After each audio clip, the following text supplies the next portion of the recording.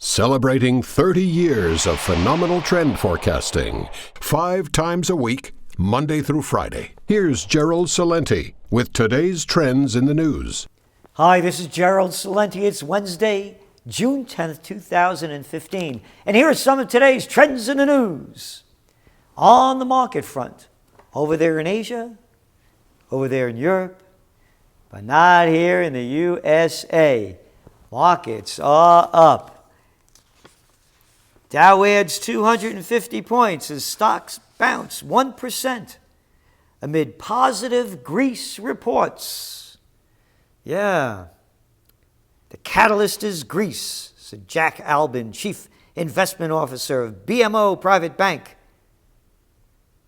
We're seeing Europe lead the equity charts higher. Great. So what? So they do a deal with Greece. That'll get you a job. Yeah, your income will go up. Everything will be great.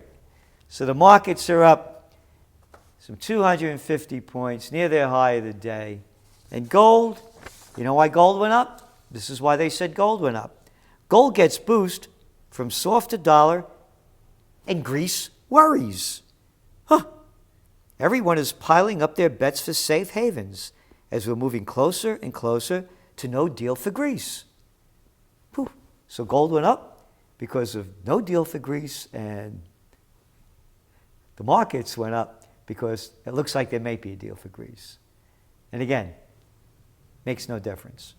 Of course, if Greeks exit, it will make a difference because it may then spur some other countries to exit stage right as well. So, you know how they talk about, Obama talks about the increase in manufacturing jobs? And you know how that Trans-Pacific Partnership thing is going to help, right? Everything is going to be great. Since 2007, manufacturing sector is down 3.2%, and over 2 million jobs have been lost. And the jobs that have been created that they're calling in manufacturing, they're from that shale boom. It's not because we're making stuff. So, I know we're making Earl, but you got to make product. So there you have it. Jobs that are creating stink. And weekly mortgage applications jump. Whoop. You know why? Because rates are going up, and people want to get in now before they go higher. That's right. The 30-year fixed is now at 4.17. Remember, it was back down in the 3.5s. And refinance volume increased 7% week to week. And applications to purchase a home jumped 10%. Purchase volume is now 15% higher than the same week 1 year ago, but refinance volume is off nearly 5%. And we've been saying it, against the current, the New York Fed just did a study why lower gas prices really haven't helped much. That's right. We said it wasn't going to help. It hasn't helped because everybody has all those other expenses. And little story here in the Financial Times. Debt sell-off, signs of recovery in developed world spark fears for emerging markets. Speculation about the economic revival in developed nations has led to the largest monthly sell-off in emerging market debt since 2013. Temper tantrum raised fears that the world's entering a phase of market turbulence. So, all these countries took out debt when that money was cheap, and now as rates are going up, like you saw, even with housing, mortgage rates, that means all that debt they took on, they got to now pay more to pay it off. So there you got it. And U.S. mulls criminal charges for GM on that thing about the recalls on the ignition switches that have killed people. So they're mulling criminal charges. And you know who they'll get if they get anybody? The low-hanging fruit. That's right. Won't touch any of the big cats. Not in a neo-feudal society. Different laws for different folks. And over there in Brazil, they just unveiled a plan that will pump in $65 billion in infrastructure repairs and building. How stupid. They could use that $15 billion to build a couple of aircraft, $65 billion to build a couple of $13 billion aircraft carriers. What are they wasting it on the people for? They could make bombs. They could use this money to slaughter people. Those stupid Brazilians repairing your infrastructure and putting people to work, when you can use the money more intelligently to build a military-industrial complex and slaughter people. Hey, I'm really good at killing people. I'm Obama. Obama, huh? Yep. When are they going to grow up, these people over here?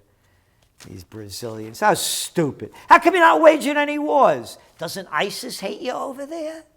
How come they don't hate the Brazilians or the Ecuadorians? Or the Argentinians? I bet they'll hate them if they go kill them. Nah. They hate them because they don't have freedom and liberty. But that's why they like them.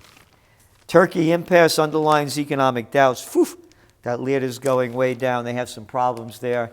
And from that election that they just had, the economy's not doing well. A pullback from foreign interventions. Big changes taking place. Breaking news! Breaking news! That's right. About the Middle East. Trends this week. Middle East meltdown, not making news. You got it.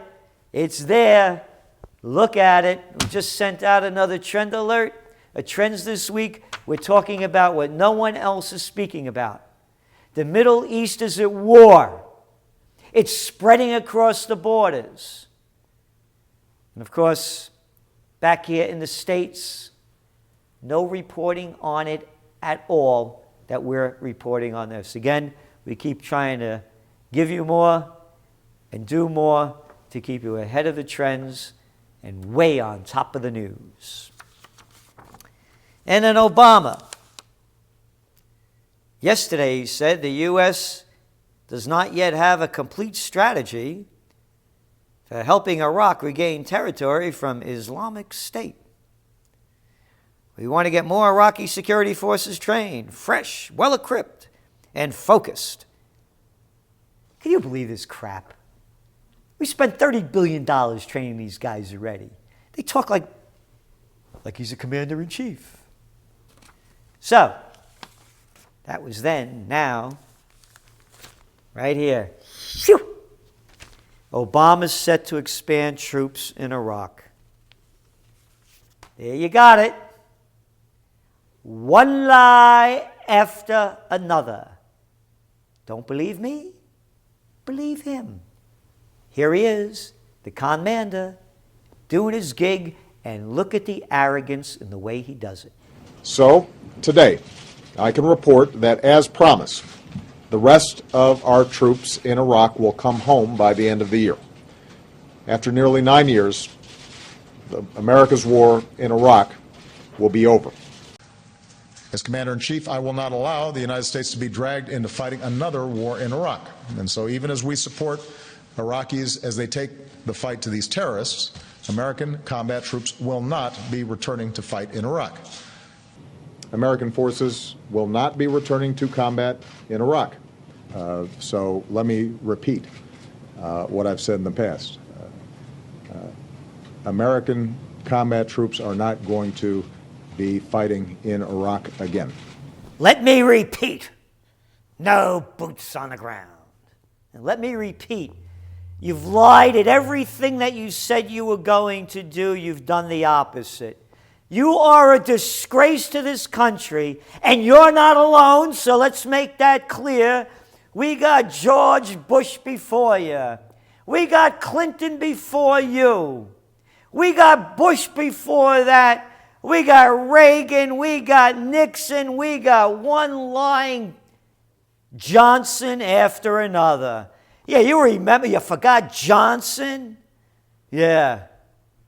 Lyndon Baines bullshit Johnson. And the Vietnam War. And the war that Nixon kept going. Along with Kissinger murdering people around the world. I wonder why they hate us. I'll tell you what. If you open your mind and open your ears and open your heart, you can see why. Let me repeat. And you know what they call him? Obama ordered up to 1,500 new troops to Iraq, which now hosts 3,080 U.S., you ready? Advisors, trainers, and support personnel. Advisors. Same word they used in Vietnam. And State Department says overcoming ISIS in Iraq will take 3 to 5 years. Who would listen to this crap?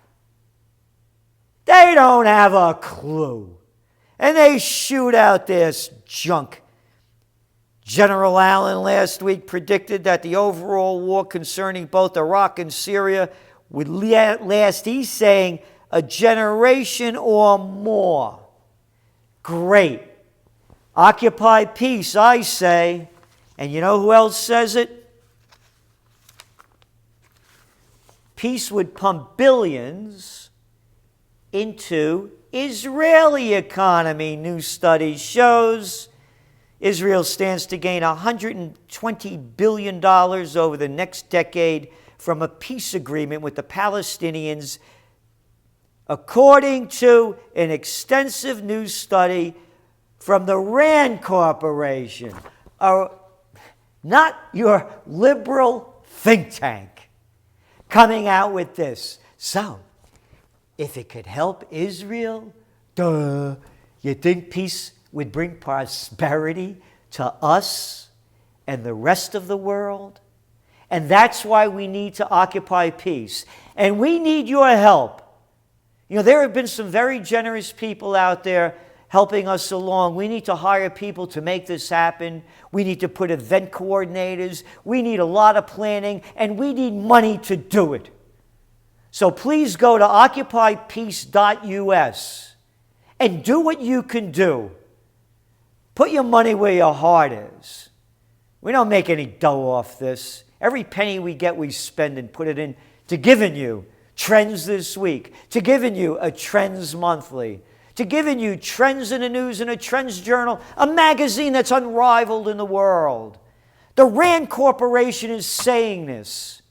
Peace brings prosperity. And it also lets you keep your arms and your legs and stay in the place where you're living. And this issue in the Middle East, when you read the Trends This Week, the migration, the flood of people leaving, the millions leaving Libya, Yemen, Syria, and other destabilized nations in Africa, are swarming into Europe and destabilizing that as well. We need peace, and we need your help to make it happen. Occupy peace, or go to war. OccupyPeace.us. This is Gerald Celente, and that's some of today's Trends in the News.